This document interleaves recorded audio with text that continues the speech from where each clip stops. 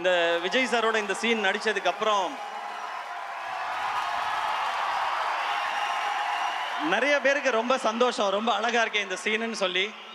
நான் அதை பார்க்குற விதம் வந்து நல்லா பண்ற தம்பி, நீ இதை இன்னும் நல்லா பண்ணுன்னு அவர் தட்டி கொடுக்குறதா தான் நான் பார்த்தேன். ஆனால் ஒரு சிலர் என்ன சொல்ல ஆரம்பிச்சிட்டாங்கன்னா, இவர் வந்து அடுத்த தளபதியாக பார்க்குறாரு,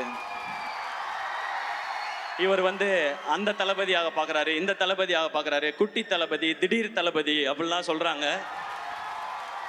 நான் சொல்லிக்கிறது ஒன்றே ஒன்று தான், நான் அப்படி நினைக்கிற ஆளாக இருந்தால் அவரும் என்கிட்ட துப்பாக்கியை கொடுத்துருக்க மாட்டார், நானும் வாங்கியிருக்க மாட்டேன். அண்ணன் அண்ணன் தான், தம்பி தம்பி தான்.